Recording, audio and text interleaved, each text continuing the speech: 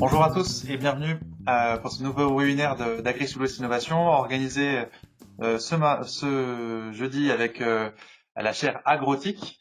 Aujourd'hui, nous allons parler de la météo et des stations météo, des données des stations météo. Est-ce un marché toujours mouvant? Quels sont les outils? Quels sont les marchés? Et surtout, pour quels usages agricoles ces données et stations météo euh, sont-elles utilisées? Je vais être accompagné aujourd'hui de Nina Lachia. Bonjour Nina, tu peux brancher ton son et ta caméra pour nous faire un petit coucou. Nina est responsable Bonjour.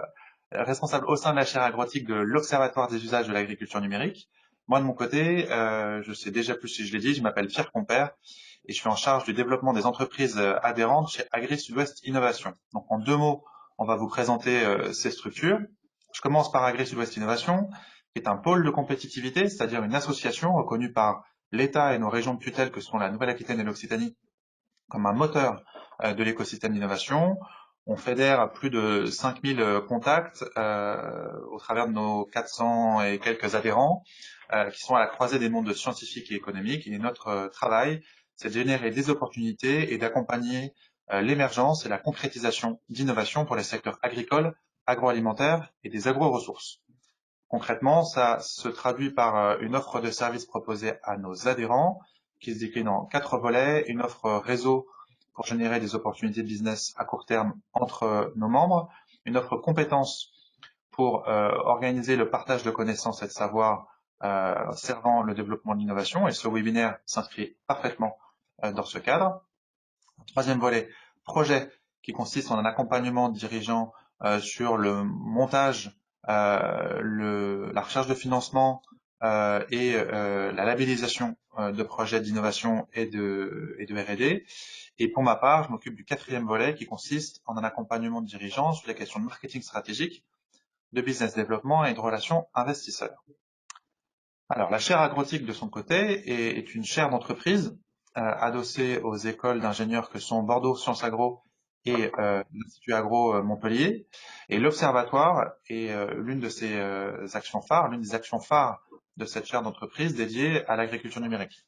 Donc, Nina est responsable de cette action qui consiste en la réalisation d'études sur les technologies et leur taux de déploiement au sein de différentes filières, de façon à pouvoir quantifier la réalité de l'agtech, au moins en France, un buzzword avec une offre foisonnante. Il est souvent intéressant de remettre l'église au milieu du village en termes de taux de déploiement, d'enjeux, de levier d'adoption, et c'est vraiment le boulot de Nina au travers de l'observatoire.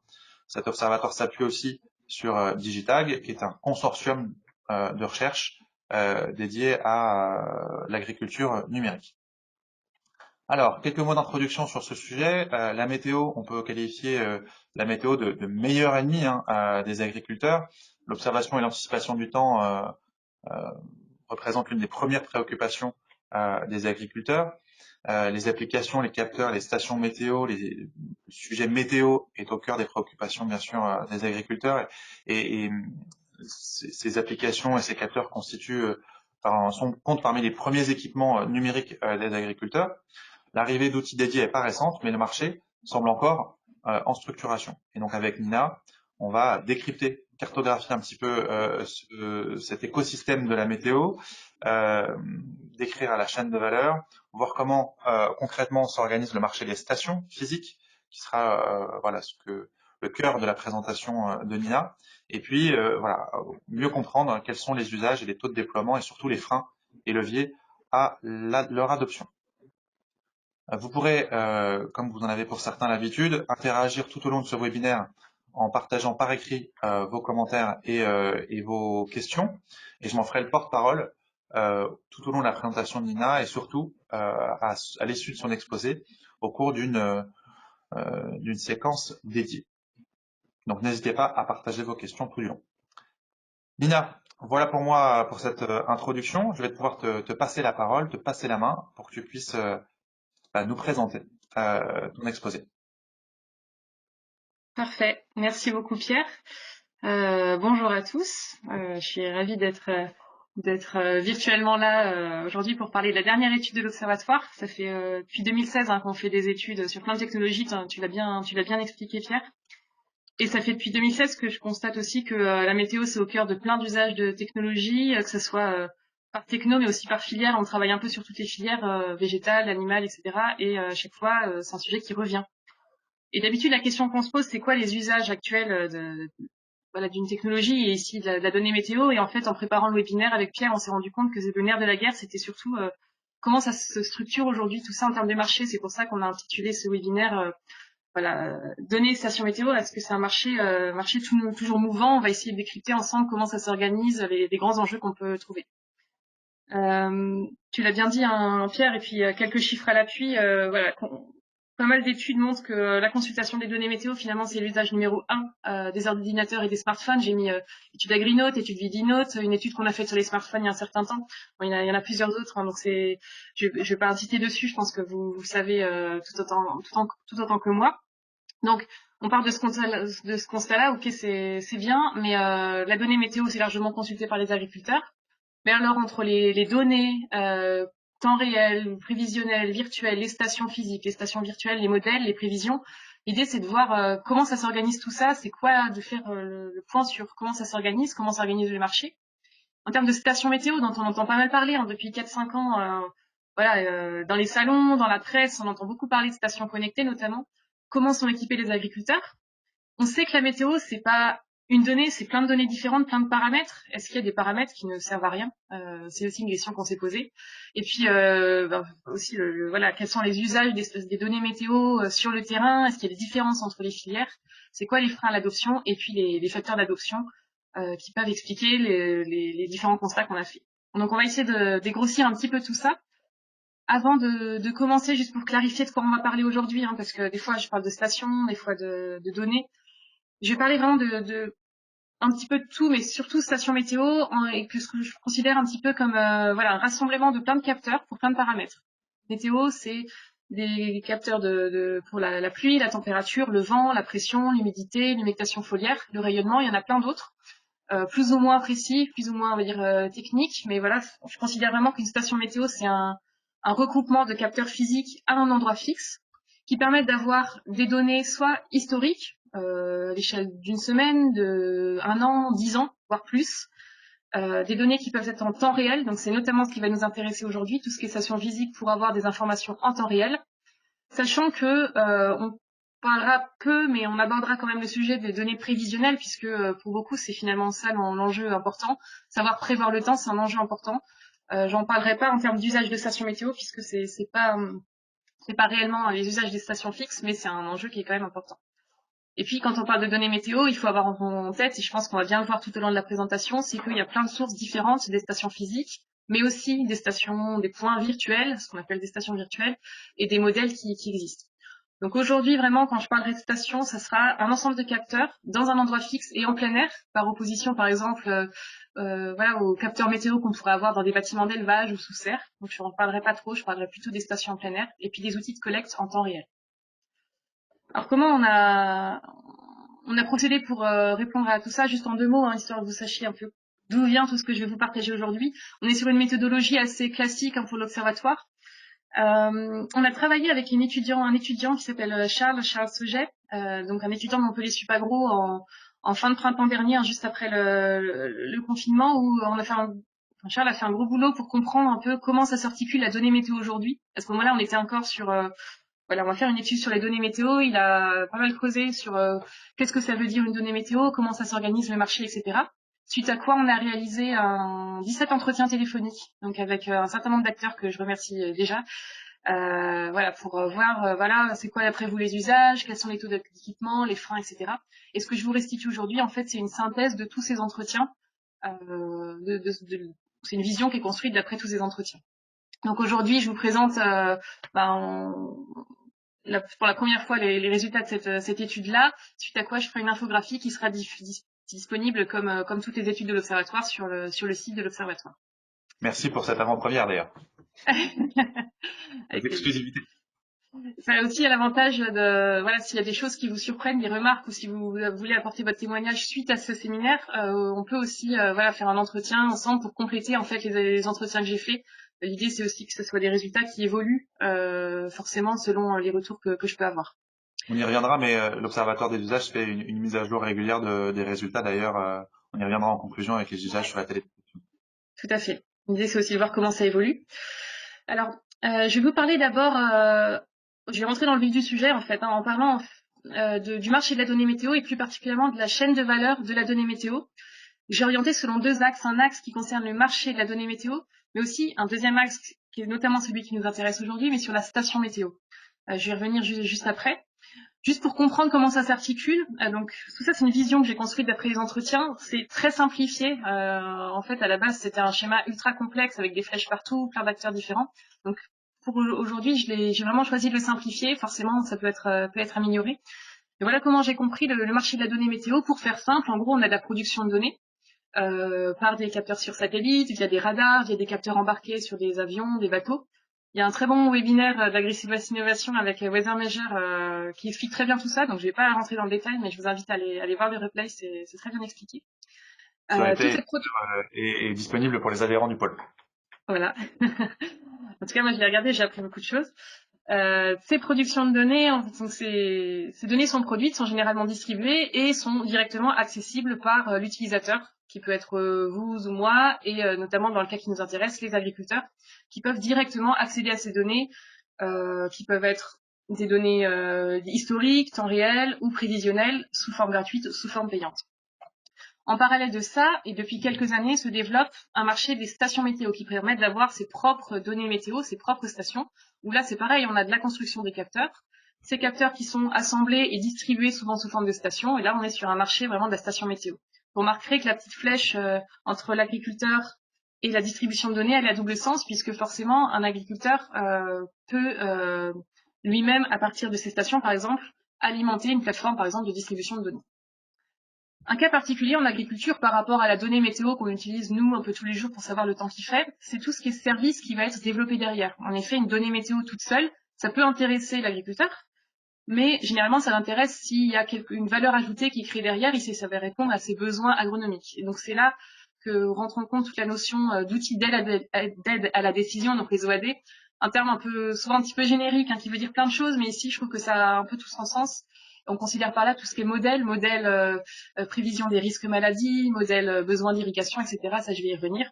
Mais vraiment, le cœur de la valorisation de la donnée météo, c'est ce schéma un peu central avec de la conception des OAD à partir des données soit issues d'acteurs, de la production de données satellites, radars, etc., soit à partir de stations physiques. Ces OAD qui sont distribués. Et puis derrière, voilà, va rentrer en compte l'expertise agronomique qui prend en compte voilà, les itinéraires culturaux, le territoire, la stratégie de l'agriculteur, etc., pour en faire une décision finalement au champ. C'est un parcours un peu habituel, on va dire, sur les technologies de l'agriculture de précision, mais dans le cas qui nous intéresse, ce qui est intéressant, c'est qu'il y a vraiment les deux marchés en parallèle avec plein de sources de données différentes et plein d'acteurs qui vont s'organiser. Alors justement, j'ai essayé de positionner les différents types d'acteurs sur cette chaîne de valeur. Donc c'est très simplifié, encore une fois, certains acteurs évidemment ne sont pas regroupés dans une seule catégorie. C'est des rectangles qui pourraient s'entrecroiser, être un peu partout. Mais voilà les grandes typologies que j'ai identifiées. En termes de production de données, les acteurs principaux, c'est ce que j'ai appelé acteurs publics, on va dire des fournisseurs de données à l'échelle nationale, je pense à Météo France ou des acteurs européens, à Météo Blue, etc., qui produisent des données à partir soit de, voilà, je l'ai dit, de satellites, radars, de leur propre réseau de stations. Et en face, en termes de, voilà, de stations météo, on a des acteurs voilà, qui sont sur plutôt des fournisseurs de stations météo. Je pense qu'il y en a à peu près une dizaine aujourd'hui en France qui commercialisent des stations météo directement aux agriculteurs. Il y a un type d'acteur qui est assez particulier sur ce marché-là et qui est très important. Alors, je l'ai appelé intégrateur. Le terme n'est pas officiel. Hein, c'est comme ça en discutant avec les autres membres de l'équipe, on s'est dit que c'était pertinent. C'est que ces données qui sont, voilà, vous voyez, hein, de plusieurs sources différentes, de plusieurs types différentes, souvent l'enjeu c'est elles ont un lien entre elles, mais elles sont sur plusieurs plateformes différentes. L'idée c'est de les regrouper pour qu'elles soient accessibles à tout le monde, qu'elles puissent être intégrées et disponibles pour l'utilisateur. Donc c'est là qu'on a intégré le type d'acteur dit intégrateur qui rassemble des données issues des acteurs publics, des stations météo, mais aussi des agriculteurs pour qu'elles soient au même endroit, que ces données soient disponibles pour l'utilisateur final, mais aussi pour les acteurs qui vont travailler cette fois-ci sur la réalisation des OAD, les modèles, etc. Donc là, on est sur des acteurs plutôt la recherche et les instituts techniques qui ont un rôle fondamental sur la conception des OAD et aussi sur la distribution des OAD, même si c'est pas les seuls à les distribuer. Et derrière, c'est là qu'entre en jeu l'utilisateur qui, lui, à partir soit des données brutes, soit des OAD, va pouvoir réaliser son conseil agronomique ou, si c'est l'agriculteur, directement l'appliquer au champ. Et un dernier type d'acteur, et pas des moindres, et je vais beaucoup insister là-dessus tout au long de la présentation, c'est qu'il y a des acteurs qui sont un petit peu sur tous ces fronts, enfin une grande partie de ces fronts, c'est les structures collectives agricoles.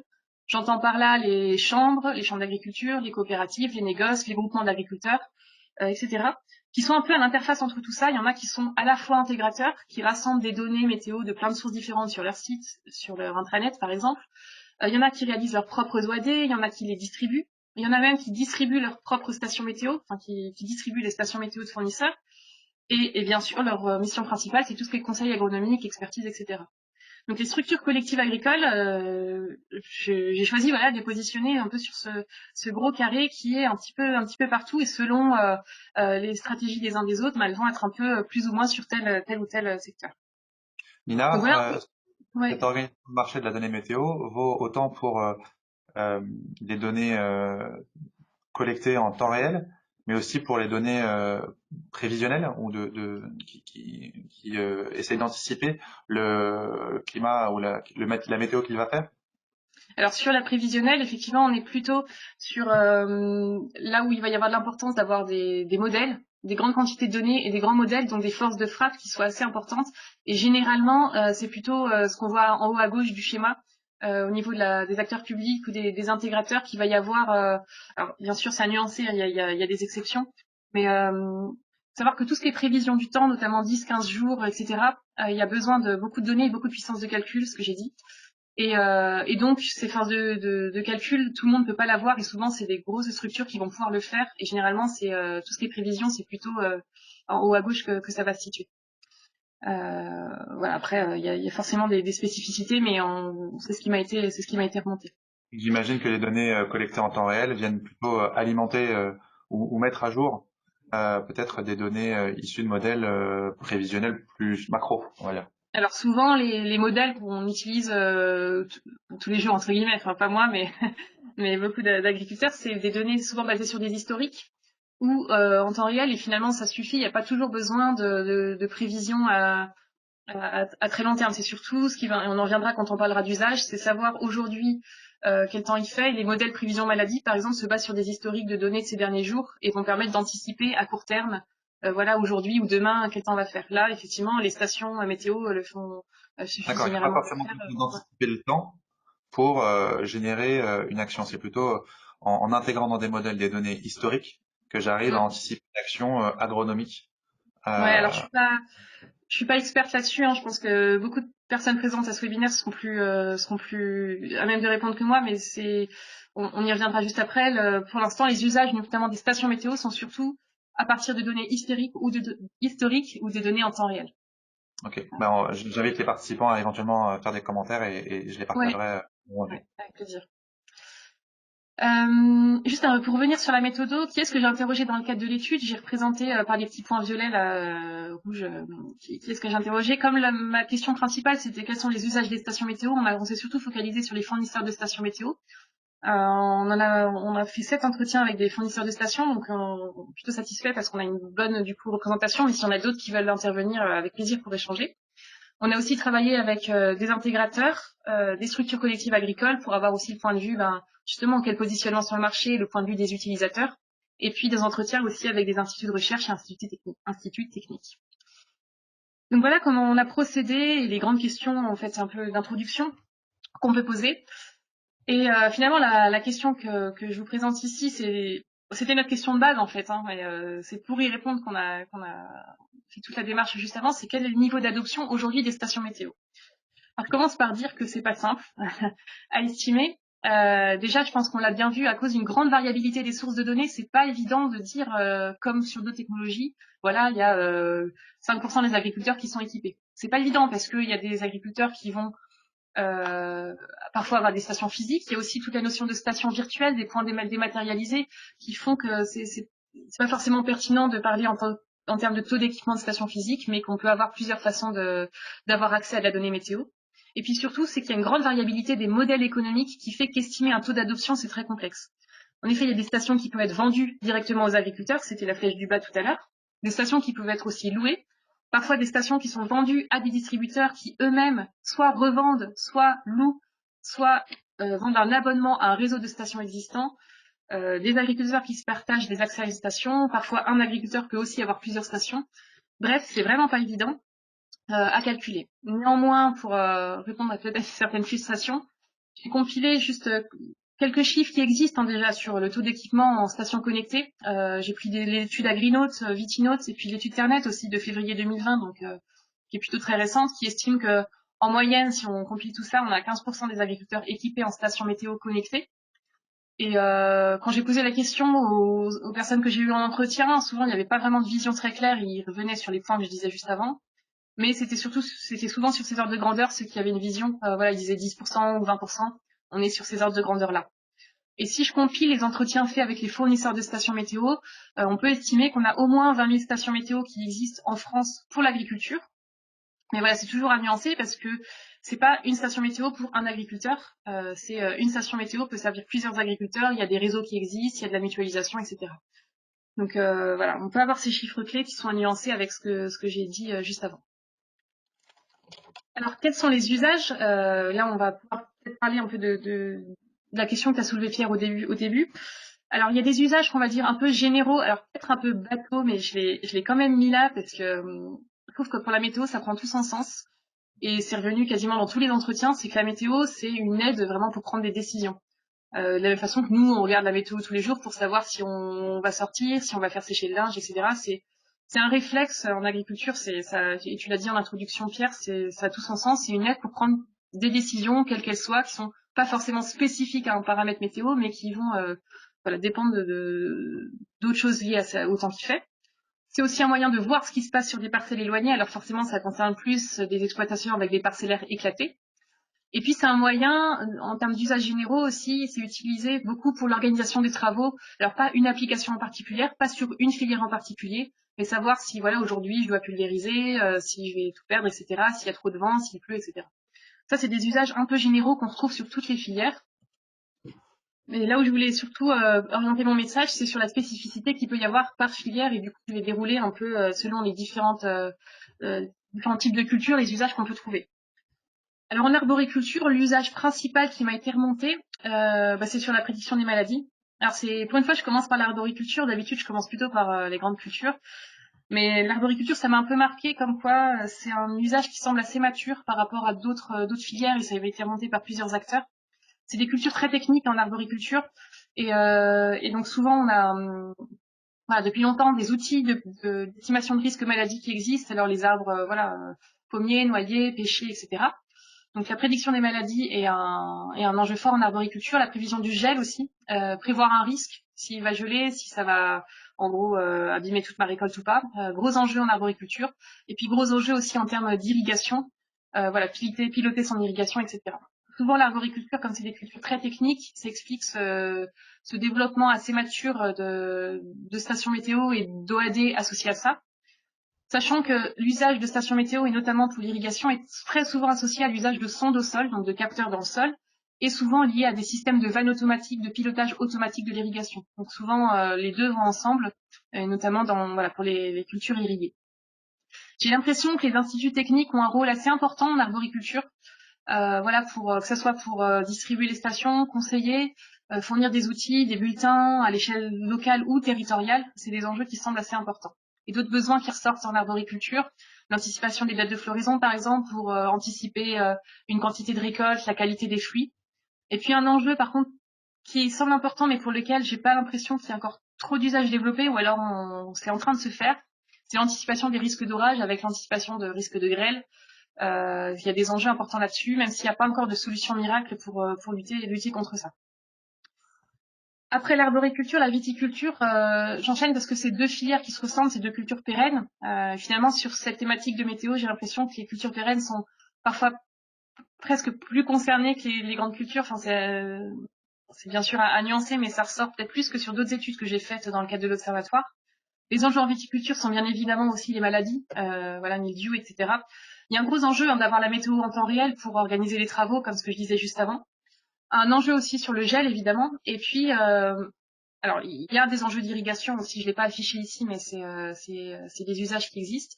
Il y a un usage que je voulais pointer du doigt parce qu'il est un peu particulier par rapport à d'autres filières, du moins un petit peu plus fort, c'est pour ce qui est bilan technique, bilan de millésime notamment. À l'issue de la campagne, faire le point sur ok, quelle situation météo il y a eu, quels épisodes il y a eu, qu'est-ce qui explique que j'ai eu tel millésime, etc., comment je vais piloter ma campagne suivante, etc. Donc un peu un aspect, on avait fait le même constat un peu en télédétection, ou même sur d'autres aspects, mais se poser, regarder, faire un peu un bilan et m'aider à piloter mon itinéraire technique pour les futurs millésimes.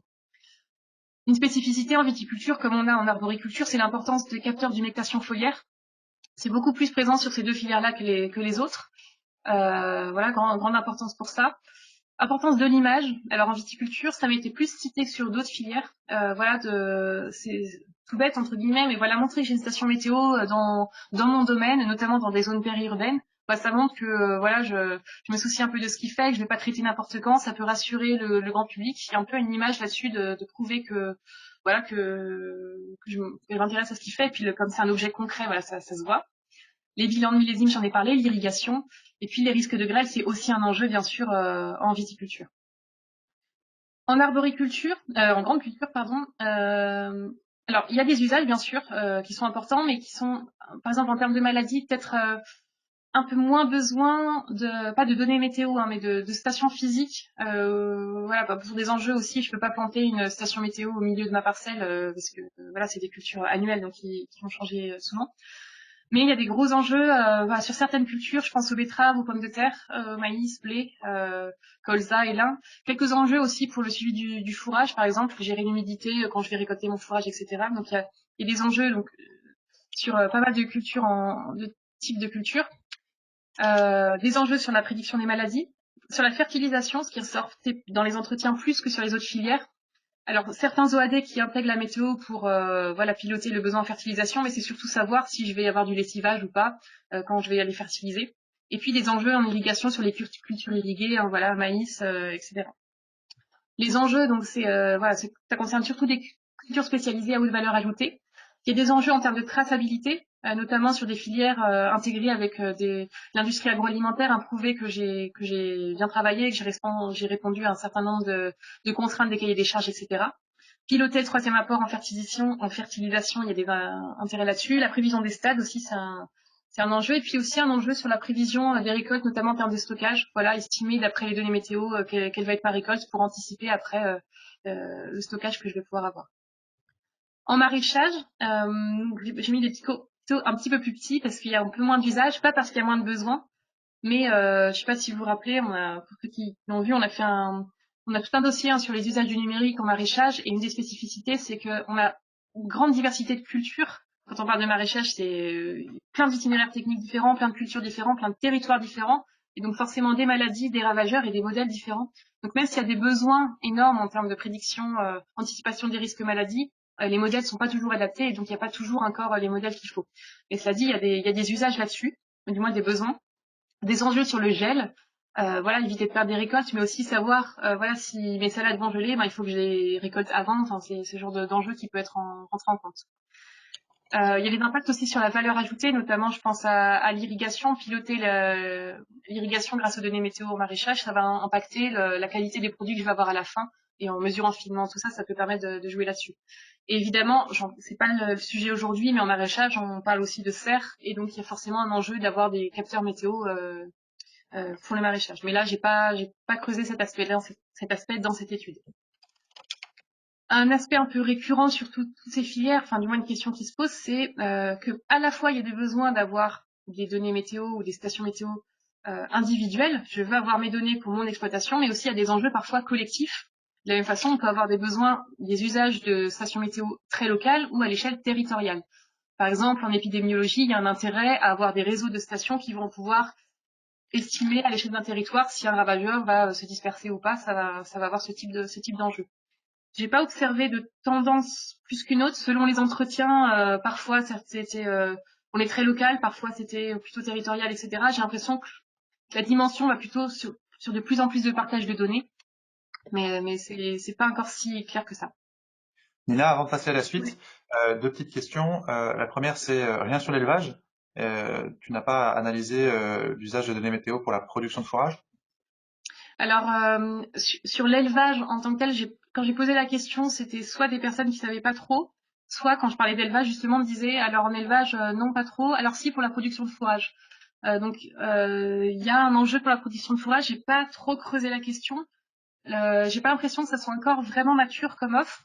Les enjeux qu'il peut avoir, ça va être anticiper une humidité au champ avant de pouvoir couper l'herbe et réaliser mes fourrages. Il peut y avoir des usages là-dessus. Mais ce sont Effectivement, ça peut-être peut moins rentrer en des compte. données météo que des données de température et d'humidité en local. Ouais, alors je pense que j'ai peut-être pas encore creusé cet aspect-là. C'est des données météo, mais est-ce que c'est lié à des usages de stations météo? Moi, je me suis focalisée sur les stations Ouais, météo. je vais parler de Finalement, c'est plutôt sondes. la prévision qui va rentrer en compte là-dessus. Mais je sais que des acteurs s'intéressent à la question et qu'à mon avis, il y a des offres qui vont se mettre en place. Soit si ce n'est D'accord. le cas, qu'elles sont déjà en place et dans ce cas-là, qu'elles se manifester, soit que ça va se mettre en place assez vite. Parce que c'est un enjeu qui m'a été cité, effectivement. D'une manière peut-être plus ponctuelle, ce qui est peut-être lié à des biais dans ton échantillon. Dans ton échantillon. Donc ce que j'entends, c'est qu'on clôt pas le sujet, mais pour l'instant, il n'a pas été exploré profondément par Ben, l'observatoire. il y a cet aspect biais et il y a cet aspect quand j'ai posé la question aussi, c'était pas un usage en fait. Enfin, D'accord. c'était Ah oui. pas un usage important qui m'a été Ok. remonté en élevage. Peu d'éleveurs. Alors souvent aussi, il y a des éleveurs qui font aussi du végétal, donc qui ont des stations météo qui vont forcément servir à la fois pour le végétal et l'animal. Ok. Après, quand on parle d'animal, il faut faire aussi attention parce qu'on peut parler aussi de bâtiments d'élevage où là forcément il y a tout ce qui est gestion d'ambiance qui va rentrer en compte, des capteurs dans les bâtiments voilà d'élevage avicole ou porcin où là il y a des gros enjeux de suivi de l'ambiance, etc. Mais Oui, j'ai mais pas qui sont l'impression plutôt des qu'il capteurs de température ou d'humidité. Est-ce qu'on appelle ça météo? Peut-être pas. C'est ce que ouais, ça peut se discuter. C'est pour ça que je parlais surtout d'objets en extérieur. Et j'ai pas l'impression qu'il y ait beaucoup d'usage de stations météo pour les prairies ou pour les fourrages. Même si les prairies, oui, c'est un usage qui m'a été cité aussi, hein. Il y a un enjeu, voilà, piloter ces prairies, c'est un enjeu aussi qui existe. Deuxième question courte qui appelle une réponse courte. J'imagine qu'il y a une variabilité du niveau d'équipement en fonction des filières et plus particulièrement de leur valeur ajoutée. Est-ce que tu as pu estimer ces taux d'équipement ou au moins avoir des approches, on va dire, non pas absolues, mais relatives les unes par rapport aux autres? Alors, si c'est entre filières, alors j'ai l'impression que, de toute façon, dès qu'on parle de valeur ajoutée et d'équipement, ce qui rentre en compte, c'est le retour sur investissement, c'est la capacité d'une exploitation à pouvoir investir dans une solution ou pas. Sachant que les stations météo sont, alors oui, c'est un investissement, mais il y a quand même des grandes gammes de prix possibles. Donc, une station météo n'est pas uniquement pour une grosse exploitation qui a une grosse capacité d'investir. Il y a j'ai l'impression qu'il y a plus d'équipements sur des cultures à haute valeur ajoutée aussi parce qu'il y a plus de risques. Si je suis sur des cultures à haute valeur ajoutée et que j'ai ma récolte qui est voilà, qui a une grande maladie qui existe, etc. et que je vais avoir besoin aussi de piloter plus finement, par exemple l'irrigation pour avoir des produits de bonne qualité, je vais avoir plus d'équipements sur des cultures à haute valeur ajoutée. C'est ce que je mettais, je sais plus je crois en grande culture, il y a des enjeux sur les cultures spécialisées, sur les cultures à haute valeur ajoutée, je pense en maraîchage et en arboriculture. Voilà, un enjeu à piloter finement ces produits. Entre les filières, j'ai l'impression qu'en arboriculture, il y a plutôt un bon taux d'équipement. En viticulture, que c'est... Alors, j'ai pas les chiffres exacts par filière, c'était des chiffres qu'on m'a pas donnés et pas faciles à estimer parce que généralement les acteurs n'ont pas de vision là-dessus. Et ça va dépendre aussi des régions. Il y a certaines régions, notamment des régions du sud de la France, où forcément c'est toutes les cultures irriguées qui vont avoir plus de besoins. Des régions arboricoles qui vont être plus équipées que d'autres filières parce que c'est pas la filière de cette région-là, etc. Donc ça va dépendre des régions. Est-ce que c'est une région irriguée ou pas? Est-ce que c'est une région sensible aux maladies? En viticulture, par exemple, je pense qu'il y a plus d'équipements en station météo dans des régions avec voilà beaucoup de pluie, beaucoup d'enjeux là-dessus. Donc ça va c'est pas une filière plutôt qu'une autre, il y a beaucoup de spécificités, y compris territoriales, à prendre en compte. C'était pas une réponse courte, mais Alors justement, quitte à perdre du temps, enfin perdre du temps, en tout cas en prendre, un des participants précise que dans le secteur Poitou-Charentes, les stations météo sont beaucoup plus développées en vigne qu'en grande culture. ouais, bah, ça m'étonne pas. Je pense qu'il y a il y a des régions où certaines cultures vont être plus sensibles à un climat que d'autres, et donc il y a plus d'enjeux à suivre la station météo.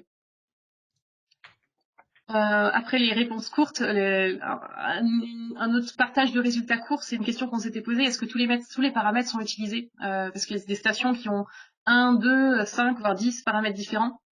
Là, quand j'ai posé la question lors des entretiens, ce qui remontait systématiquement, c'est que la donnée la plus importante, du moins la plus utilisée depuis toujours, bien avant la mise en place de stations connectées, c'est la pluviométrie.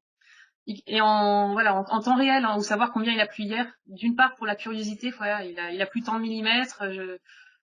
C'est un peu un réflexe, j'ai envie de savoir combien il a plu, combien il pleut sur ma parcelle ailleurs pour pouvoir aussi prendre des décisions, etc. Donc là, le pluviomètre connecté suffit largement. Et puis, il y a des besoins aussi sur les prévisions à plus grande échelle, où là, c'est plutôt les données radar qui vont rentrer en jeu sur ces besoins-là. Les enjeux de la pluie, c'est sur les risques maladies, la planification des interventions, que ce soit de la pulvérisation ou de la fertilisation. Le deuxième paramètre qui est le plus utilisé, c'est tout ce qui est température, anticiper les modèles de prévision maladie, le gel, évidemment, en prise en compte des degrés jour, etc. Et puis les autres paramètres sont plus spécifiques, pas forcément très utilisés d'après ce qu'on m'a dit. On m'a même dit parfois, par exemple, ce qui concernait le vent, c'était pas particulièrement utile, à part pour anticiper quelques traitements, à part par exemple en zone périurbaine, ne pas traiter n'importe quand, ça va dépendre de la direction du vent et de la vitesse. L'humectation foliaire, je l'ai dit, c'est important surtout en arboriculture, en viticulture. Et les autres paramètres, j'ai pas l'impression qu'ils soient, du moins dans ce que j'ai eu comme retour, très utilisés, ou alors sur des modèles plus complexes. Souvent, par contre, les paramètres météo ne sont pas suffisants. Je pense surtout à l'irrigation, où ils doivent être associés à une connaissance fine des sols, soit de la cartographie de sol, soit des tensiomètres, des conductivimètres, etc.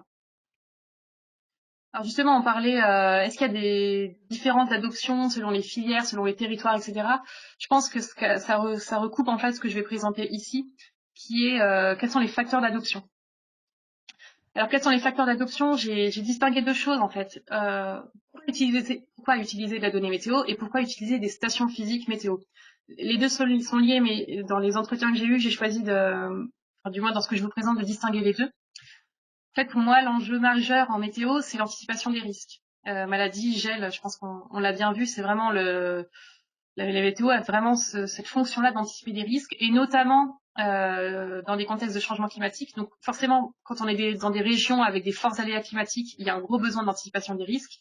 Et de plus en plus, ce qu'on va remonter, c'est qu'il y a de plus en plus d'événements importants, parfois graves, enfin qui sont pas prévus et qui peuvent avoir des conséquences souvent désastreuses, que ce soit de la sécheresse, que ce soit de l'inondation, que ce soit du gel tardif, etc.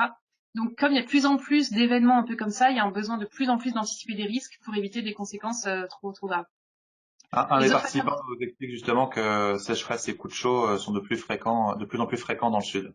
Ouais, bah c'est tout à fait ce qu'on va remonter. De la même façon, il y a des gels, des fois de plus en plus de gels tardifs, et ça peut être aussi catastrophique en arboriculture, par exemple, ou ce genre de choses. La grêle aussi, les orages ont aussi des enjeux là-dessus. Donc, faut savoir s'y préparer, et pour ça, on n'a pas trop de moyens de lutter. Par contre, on peut avoir des moyens d'anticiper ce qui peut se passer. Les autres facteurs d'adoption sont un peu plus classiques par rapport à d'autres technologies.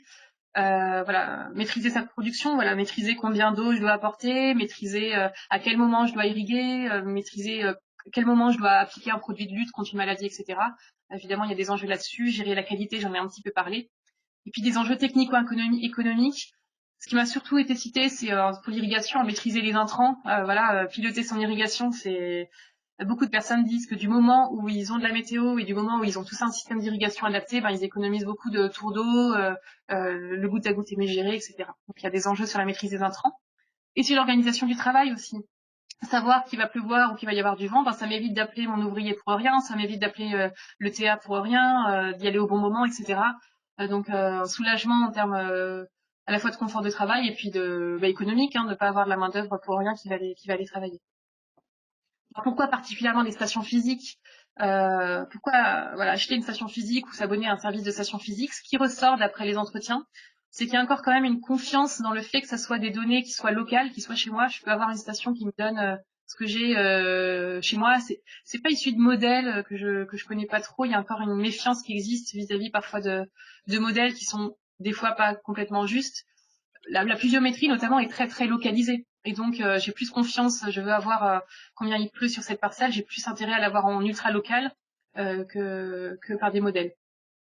Le fait que ce soit des données connues aussi, c'est un enjeu qui explique aussi un taux d'adoption qui est pas si mal pour les stations météo. Tout le monde sait ce que c'est, j'ai toujours travaillé sur la donnée météo en formation initiale, formation continue en agriculture. Voilà, c'est des paramètres dont on entend parler depuis longtemps, c'est pas des nouveaux indices un peu obscurs, on sait de quoi ça parle, c'est interprétable et du coup ça peut favoriser du moins l'adoption de stations météo. Il y a des enjeux aussi en termes de modernité, j'en ai un petit peu parlé, mais c'est quand même ressorti je reviens parce que ça a sorti dans plusieurs entretiens, un enjeu d'image de l'agriculteur, un image de réponse à des enjeux sociétaux. Voilà, montrer que je m'intéresse à ce qui se passe, je fais attention, que j'ai des bonnes pratiques. Modernisation aussi de l'image du métier. Et puis l'attrait d'un équipement accessible, il y a plusieurs gammes de prix, c'est accessible, on va dire, selon plusieurs situations des agriculteurs. Ce qui peut aussi être favorisé par des systèmes de subventions. Je crois que, alors je suis pas experte, mais qu'il existe des subventions pour favoriser l'achat de stations météo. Alors l'abonnement OAD, je l'ai mis dans autre, c'est un peu particulier. On a vu dans le schéma, il y a un lien fort entre les OAD, les modèles, les stations. Et parfois, même la vente de stations météo peut impliquer derrière l'abonnement d'un OAD, et puis l'abonnement à un OAD peut derrière entraîner l'achat d'une station météo. Il y a un peu un lien qui s'est fait entre les deux en termes d'adoption. Je sais pas si je suis très claire, mais en gros, voilà, à vouloir utiliser tel OAD, ça peut favoriser l'adoption d'une station météo. Et puis il peut y avoir des enjeux aussi en termes de traçabilité, ça peut être un facteur d'adoption.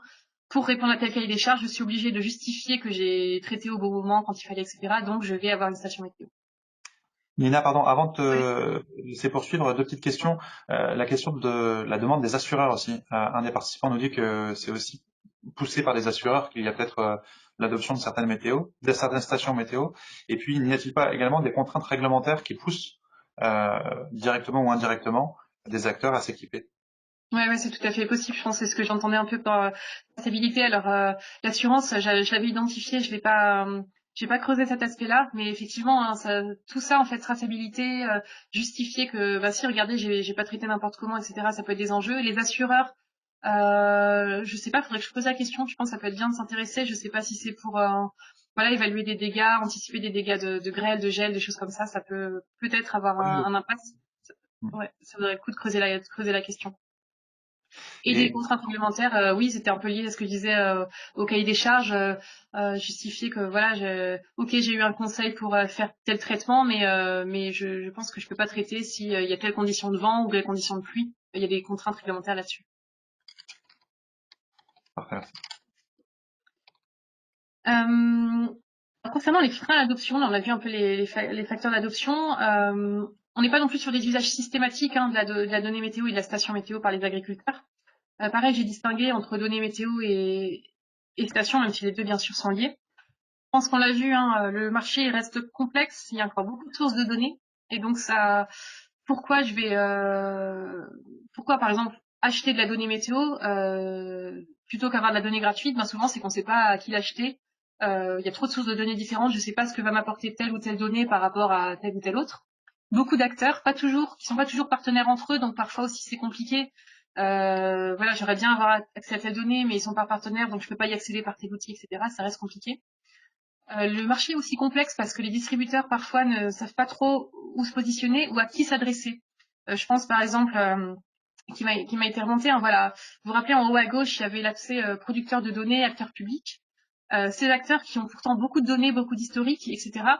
Parfois, de ce qui m'a été remonté, ils ne sont pas très accessibles et pour des utilisateurs terrain ou des coopératives ou des chambres, voilà, ça pas forcément n'y va pas forcément clair sur l'offre ou à qui s'adresser ou pour avoir du support accessible facilement avec qui je puisse échanger et du coup avoir des données qui vont répondre à mes besoins. Donc il y a un marché qui est complexe et qui peut freiner le développement de l'achat de données météo.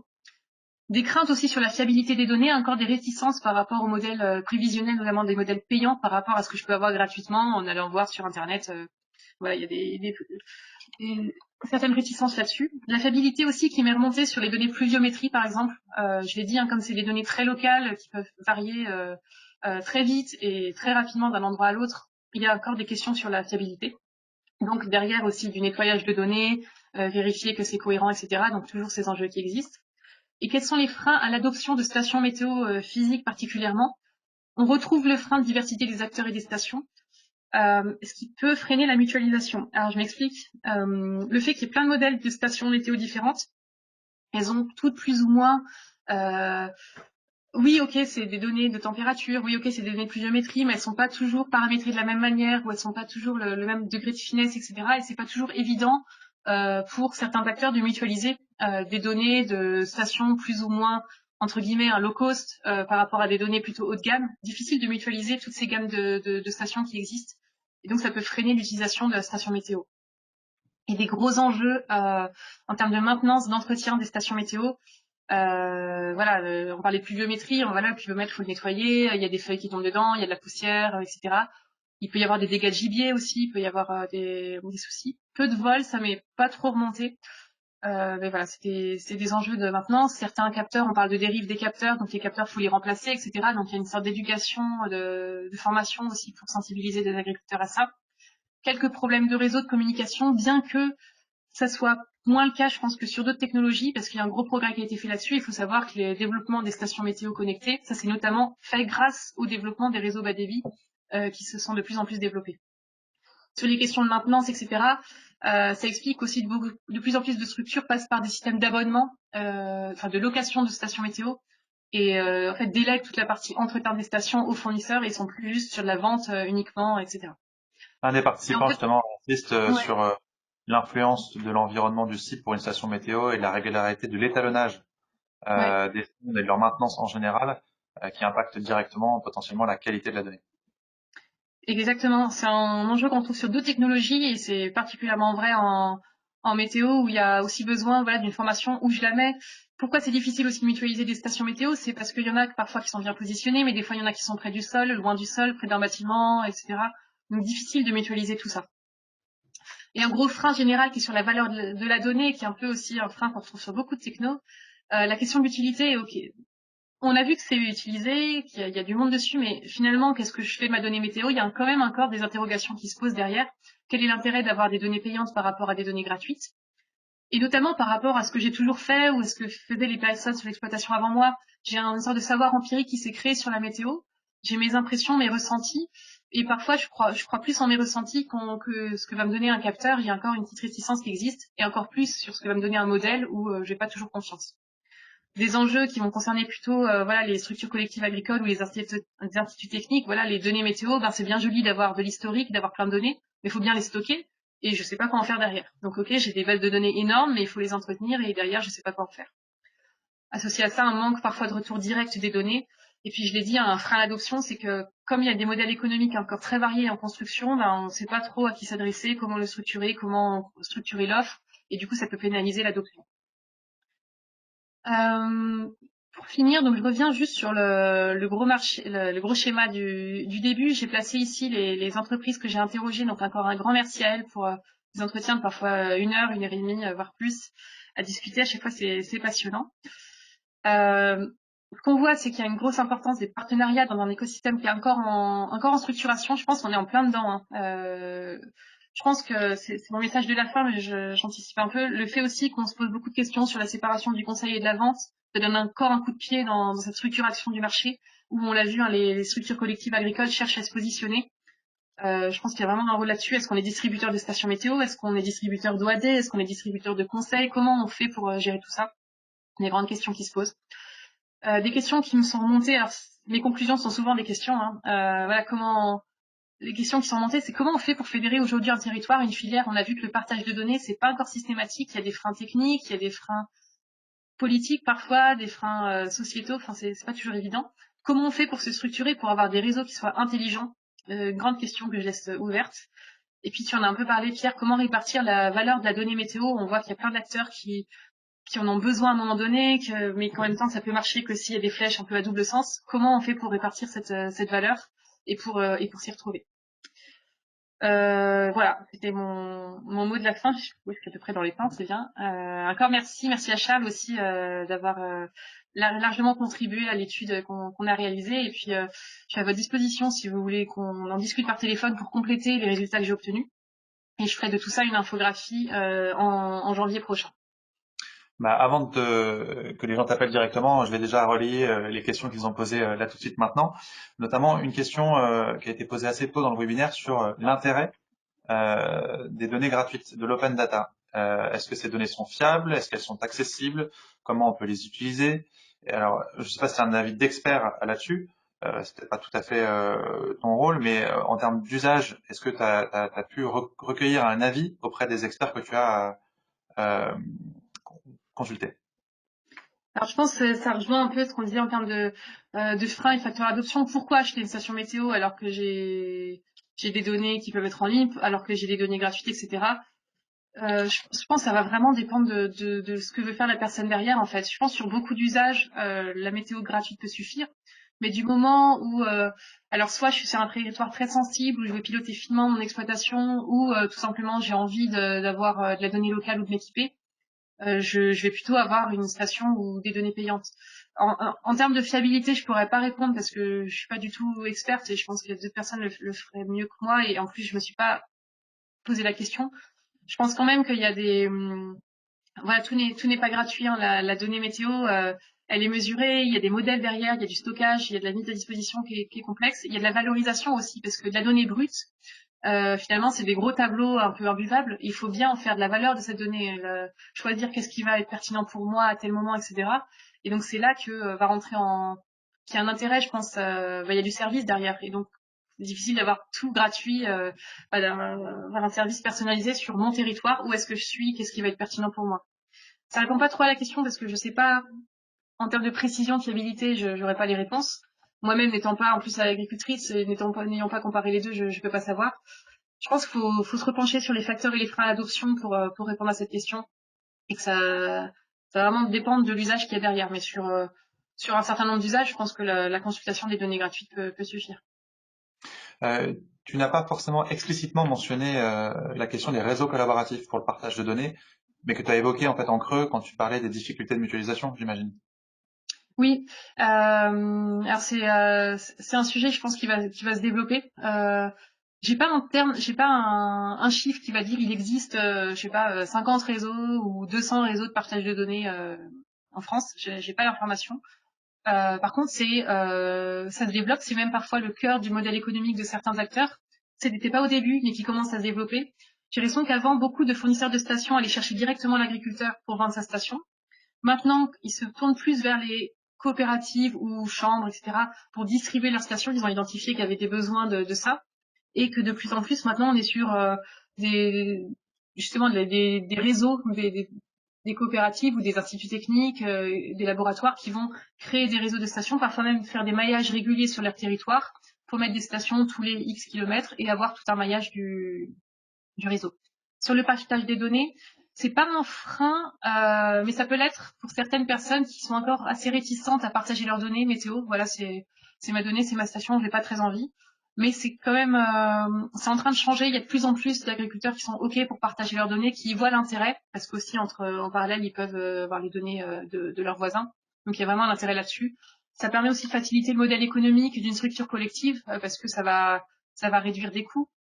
Ça va réduire aussi les entretiens de parc. Voilà, si j'ai un réseau fédéré, ça va faciliter la maintenance du parc de stations, alors que si j'ai trop de stations individuelles, ça peut être compliqué. Ouais. Parfait, merci. Autre question? On a encore quelques minutes ensemble. Parfois les stations météo, parfois pour les stations météo, on peut se rendre compte que les capteurs dérivent et que les fournisseurs rusent, selon le participant, en utilisant des modèles numériques pour combler les manques et les dérives. Est-ce que c'est un point qui a été remonté fréquemment dans tes entretiens? Le participant te demande est-ce que c'est fréquent, mais encore une fois, je pense que c'est plutôt, je te demande pas en tant qu'experte de la station météo, ce qui n'est pas ton cas, mais plutôt en termes de l'expertise que tu as pu avoir sur les usages et au travers des entretiens que tu as pu avoir, est-ce qu'on t'a relevé ce problème-là fréquemment? Alors, ce qu'on a relevé, c'est qu'effectivement, il peut y avoir des problèmes de dérive de capteurs. et que pour y répondre, on va utiliser des sortes de modèles ou les stations d'à côté pour voir s'il y a une cohérence ou pas entre la valeur mesurée par ma station et puis les mesures voisines. Donc oui, j'ai l'impression que c'est des choses qui sont faites, mais pas pour de la ruse. Enfin, c'est une technique pour pallier à certains problèmes de dérive de capteurs qui existent. Donc c'est plutôt vu comme ça, pour, voilà, lever ce frein des problèmes de dérive. D'autres freins d'autres leviers pour lever ce frein, ça peut être aussi plutôt qu'avoir un seul capteur de température sur ma station météo, je vais en avoir plusieurs, et du coup ça va me permettre d'être plus fin, de prévenir ce problème de dérive qu'il peut y avoir. Mais oui, c'est des techniques qui sont utilisées, et je pense assez couramment. Ça me surprend pas trop. Euh, une question que je synthétise qui regroupe plusieurs éléments. On a beaucoup insisté et beaucoup des participants insistent sur la notion de qualité de la donnée initiale qui est élément clé pour avoir notamment des modèles d'épidémiosurveillance ou des modèles d'analyse de risque qui intègrent d'ailleurs des données prévisionnelles, hein, contrairement à ce qu'on a pu sous-entendre tout à l'heure d'après ce que nous disent les participants. Du coup, cette donnée de la qualité, elle est centrale, on le voit, et encore une fois, ça tombe dans tous les sens, maintenance, des capteurs, etc. Là, un autre participant nous dit il est important d'introduire dans les métadonnées le carnet d'entretien de la station. Merci pour cela. Du coup, je pose la question de l'intérêt peut-être d'une certification, à la fois des équipements, mais peut-être aussi des services proposés aux agriculteurs autour de la météo. Est-ce que c'est une piste qui a été évoquée, peut-être pour favoriser l'adoption de stations et puis peut-être faire un peu de nettoyage, on va dire, dans ce marché? Alors ça pourrait être une piste effectivement. Je me demande si ça existe pas. Soit c'est une piste qu'il faudrait explorer, mais je me demande s'il n'y a pas une piste avec Météo France qui peut certifier des stations météo France, des stations météo pour justifier qu'elles soient de bonne qualité. Mais là, je parle sans être. Faudrait que je creuse un peu la question. Je crois que j'ai j'ai lu quelque chose là-dessus. Oui. Mais la Alors, qualité de sans la. cela, une réponse, c'est-à-dire que même en t'étant penché sérieusement sur la question et en ayant échangé avec beaucoup de fournisseurs et autres, Mm. ça t'as pas cette information de manière certaine, ce qui prouve bien qu'à à minima ça n'existe pas, ou alors ce n'est pas très visible. Après, je pense que c'est là que les instituts techniques, notamment, ont un rôle important à jouer. La qualité, c'est par définition, c'est assez relatif. Est-ce qu'on parle de qualité prévisionnelle? Est-ce que si en face on met le coût aussi que ça peut avoir? Je l'ai dit, hein, il y a une grande gamme de stations qui existent. Forcément, il y a des gammes, qui vont être plus ou moins précises, permettre plus ou moins de choses, plus ou moins de meilleures. Je sais pas, j'ai pas envie de dire qualité, mais il va y avoir des grandes gammes qui existent, donc forcément, faut mettre ça en parallèle avec le coût que je vais avoir, avec le coût que ça va me coûter. Et je pense que justement, s'il y a un enjeu de certification, peut-être, là, je pense que les instituts techniques essaient de le faire. Hein, j'ai l'impression quand même. Souvent en expérimentation, ils vont mettre plusieurs stations météo sur des parcelles expérimentales et ensuite restituer les résultats de ces expérimentations et pouvoir voir en fait, voilà, c'est plutôt telle station qui nous correspond pour nous, tel usage dans tel territoire, etc. Il y a je pense que ça peut être une piste de certification par ces acteurs-là. Justement, un des participants nous précise que selon lui, il n'y a que les normes de l'Organisation mondiale de la météo, et c'est surtout pour la climatologie, D'accord. peut-être forcément de normes sur l'équipement de la station. Et puis encore une fois, moi je retiens l'idée de d'accompagnement, en tout cas de vérification ou de d'enjeux autour du paramétrage et du suivi de Mm, l'équipement au-delà de sa conception, mais bien dans l'usage, mm. qui a un impact direct sur la qualité de la donnée ou du résultat qu'on en tire. Autre question peut-être autour des solutions alternatives aux stations météo physiques, les stations dites virtuelles, un concept qu'avait lancé Cap Bavin à l'époque, les technos satellites, est-ce qu'elles sont fiables et compétitives? Bon, même question, on te demande toi de te positionner, mais c'est pas forcément ton rôle, mais est-ce que du coup, tu as pu recueillir une vision, en tout cas comparée, de ces stations dites virtuelles et ces stations physiques? Ouais. J'ai pas travaillé sur le sujet. On a discuté avec Cap 2020, donc on a un petit peu parlé, mais pas en termes de qui est-ce qui est le mieux ou pas, parce que moi ma question c'était vraiment les usages en fait. Voilà, à quoi ça sert, etc. Les stations virtuelles, je pense que c'est un bon moyen en fait pour pallier à certaines contraintes des stations physiques qu'on peut avoir en termes d'entretien dont on vient de parler. Je pense que c'est une très bonne alternative. Ça va dépendre des usages qui vont être faits derrière. Je sais pas quel est le si une solution est mieux que l'autre. Enfin, c'est pas mon rôle et j'ai même pas d'avis dessus, n'ayant moi-même pas testé. Mais je pense que c'est une solution qui va forcément dépendre des usages qu'on a derrière. Et peut-être que justement sur tous les enjeux, voilà, de partage de données, de comment, je disais, comment fédérer un territoire pour faire un maillage intelligent, peut-être que c'est par ces solutions-là qui existent. Mais à mon avis, tout est complémentaire. En fait, c'est en fédérant un peu stations virtuelles, stations physiques, données, etc., qu'on va pouvoir avoir des réseaux dits intelligents pour mieux piloter tout ça. Et c'est justement le rôle des intégrateurs que d'accompagner et des fournisseurs de services météo enfin, autour de la donnée météo que d'accompagner des utilisateurs dans le choix des bons équipements et la bonne articulation entre capteurs physiques et modélisation euh, via station dite virtuelle. Autre question d'un des participants. Souvent les stations sont parfois rentrées en hors saison hivernale. Est-ce que cela a été remonté? C'est souvent un souci pour faire fonctionner les OAD ensuite qui ont besoin de séries continues et parfois de données sur cette période. Est-ce que ça t'a paru comme un point bloquant? Alors, on n'en a pas du tout parlé, mais ça m'intéresse. Donc, je prendrai la question dans les chats pour creuser un peu cet aspect-là. Je pense que c'est peut-être un biais à l'étude aussi, hein, puisque j'ai pas fait, voilà, j'ai fait des entretiens qualitatifs, surtout avec des personnes, on va dire, tête de pont, entre guillemets. Et donc, peut-être ce qui manque, c'est d'avoir un peu des retours terrain. Et du coup, non, j'ai pas du tout creusé ça, et c'est un aspect qui peut m'intéresser. Ouais. Ok. Ouais. Je te mettrai en relation avec le participant qui est en l'occurrence François Brun de l'ACTA, donc il pourra, que tu connais bien. Euh, Effectivement, pour revenir sur la question précédente, hein, d'autres participants insistent sur voilà, le virtuel a une différence de fiabilité importante par rapport à une station sur place bien maintenue, dit l'un des participants, et à l'inverse, un autre dit données physiques et virtuelles. Les deux peuvent être complémentaires. Donc encore une fois, de l'intérêt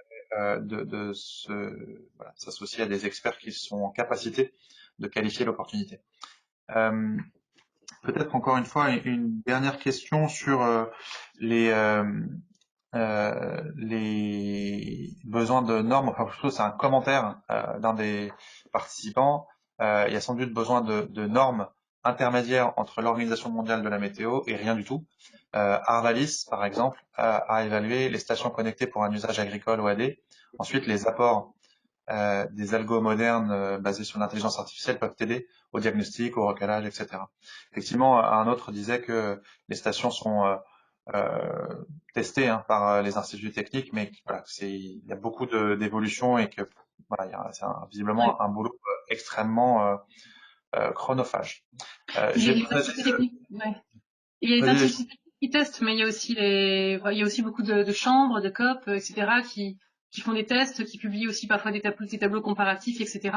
Ça reste encore, j'ai l'impression, des initiatives assez individuelles. Il y a peut-être encore des efforts de communication sur les résultats à faire, mais beaucoup de personnes s'interrogent et font des tests stations physiques et puis stations virtuelles aussi, ça existe pas mal. parfait. Eh ben, on en arrive à la fin de cette séance de questions-réponses. Je partage juste rapido les différents témoignages. On a balayé globalement les principales euh, les principales questions et commentaires euh, des participants. Et donc, il en est. Donc, tu as pu répondre à leurs questions. Maintenant, c'est peut-être à nous de leur poser une question à ces participants. Euh, et justement, on voulait vous poser la question suivante. Après tout ce que l'on vient de se dire, on a vu que le marché, la météo est encore mouvant. Euh, qui, selon vous, va faire le plus bouger les lignes? Et on va reprendre la typologie qu'on a présentée tout à l'heure. Et Nina, je te laisse, pendant que ça s'affiche, repréciser peut-être qui fait quoi donc entre ces différents acteurs. Donc on a d'un côté les acteurs publics. Je t'en prie, vas-y. Ouais. D'un côté, on parle alors est-ce que les acteurs qui vont le faire le plus bouger les lignes, en fait, voilà, pour structurer un peu ce marché, est-ce que c'est les fournisseurs de stations, donc fournisseurs de stations connectées, en fait, ceux qui distribuent les stations connectées? Est-ce que ça va être des centres nationaux météo publics voilà, Météo France, Météo Blue, ce genre d'acteurs. Est-ce que c'est à eux de mettre à disposition de plus travailler pour que les données soient accessibles? Est-ce que c'est au rôle des intégrateurs? Donc pour rappel, hein, les structures qui fédèrent et qui intègrent des données de plein de sources différentes sur un même endroit pour les mettre à disposition.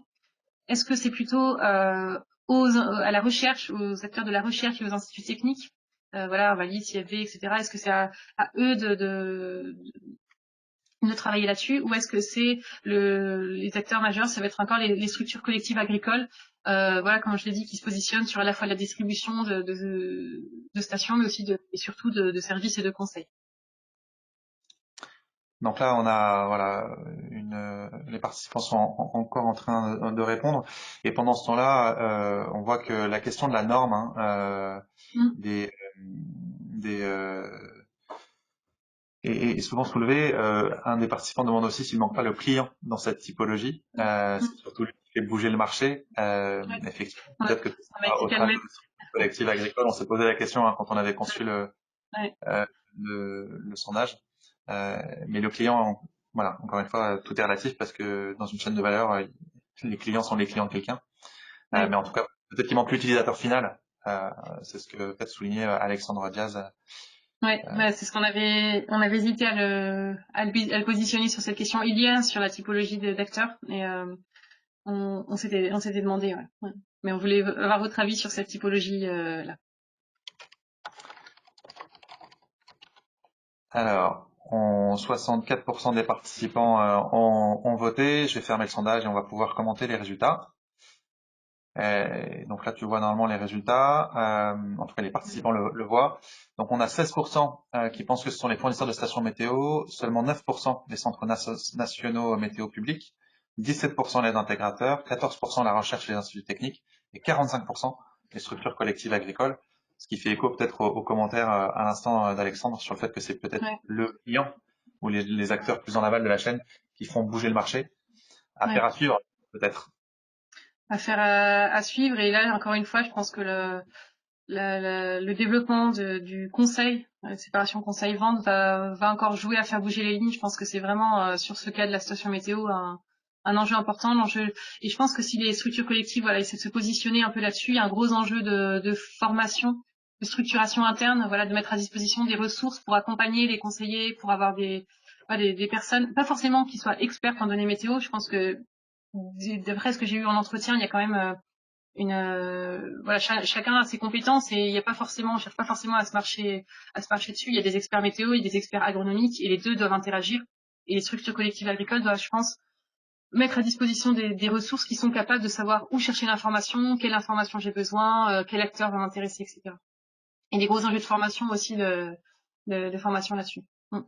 Parfait. Bah, merci beaucoup en tout cas Nina pour cet exposé et les réponses à ces questions.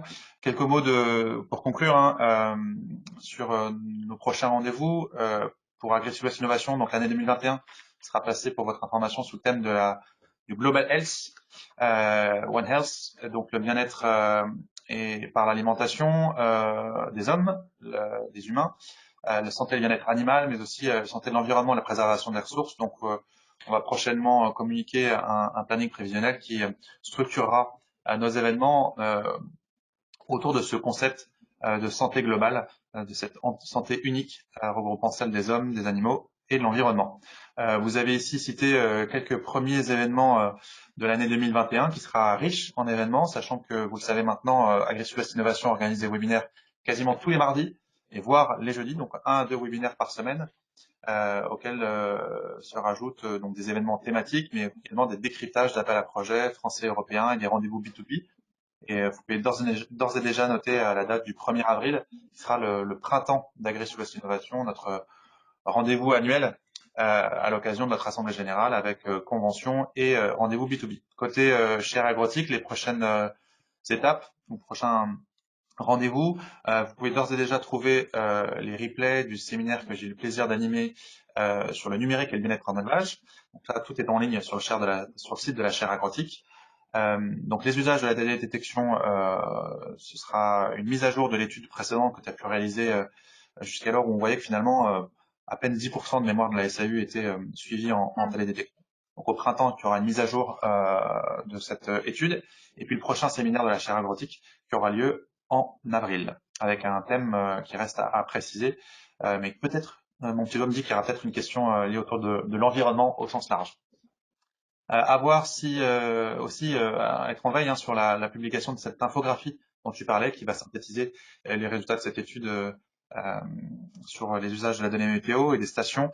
Et je parle sous ton contrôle, mais oui, les infographies sont libres de droit, sous réserve de citer l'Observatoire de la chaire aquatique, parce que ça pouvait intéresser un des participants pour les intégrer à sa propre présentation. Tu es d'accord avec ça? Oui, je suis d'accord. Eh ben, il me reste plus qu'à te remercier, Nina, pour toujours la grande clarté de tes propos et la pédagogie dans tes présentations. Puis remercier les participants pour leurs nombreuses questions. Normalement, on a à peu près tout couvert. Et puis de remercier les participants aussi pour leurs réponses à venir à l'enquête de satisfaction. Là, tout de suite, maintenant, 3 petites questions pour vous permettre d'évaluer votre niveau de satisfaction. Et puis nous, pour nous permettre d'améliorer toujours nos productions. Donc, merci beaucoup à vous. Et puis donc, à très bientôt. Au revoir à tous. Merci beaucoup.